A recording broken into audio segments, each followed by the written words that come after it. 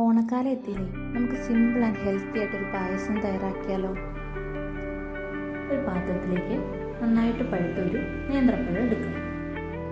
ഇത് നന്നായിട്ട് പഴുത്തിട്ടില്ല, അത് കാരണം ഞാനതൊന്ന് നന്നായിട്ടിത് ക്രഷ് ചെയ്തെടുക്കേണ്ടത് കൊണ്ട് ജസ്റ്റ് ഒന്ന് മിക്സിയിലിട്ട് അടിച്ചിട്ടുണ്ട്.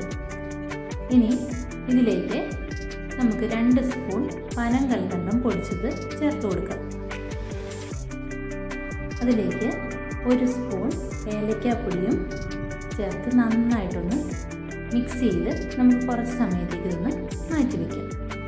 ഇനി നമ്മുടെ മിക്സിയുടെ ഒരു ജാറിലേക്ക് 1 കപ്പ് തേങ്ങ ചിരകിയത്, അതുപോലെ തന്നെ കശുവണ്ടി നമ്മൾ വെള്ളത്തിൽ കുതിർക്കാൻ വെച്ചിട്ടുണ്ടായിരുന്നു അതുപോലെ തന്നെ ഈന്തപ്പഴവും കൂടെ കുതിർക്കാൻ വെച്ചത് നമ്മൾ ചേർത്ത് നന്നായിട്ടൊന്ന് അരച്ചെടുക്കാം.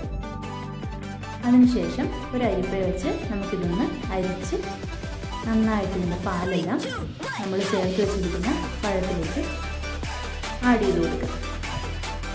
ഇത് നന്നായിട്ടൊന്ന് ഇളക്കി യോജിപ്പിച്ചെടുക്കുക. ഇതിലേക്ക് തന്നെ നമ്മൾ നേരത്തെ കുതിർത്ത് വെച്ചിരുന്ന ചിയാ സീഡും കൂടെ നമ്മൾ ആഡ് ചെയ്ത് വയ്ക്കും. ഇതും കൂടെ ചേർത്തതിന് ശേഷം നന്നായിട്ടൊന്ന് മിക്സ് ചെയ്തെടുക്കുക. നമ്മുടെ പായസം ഇവിടെ റെഡി ആയിട്ടുണ്ട്.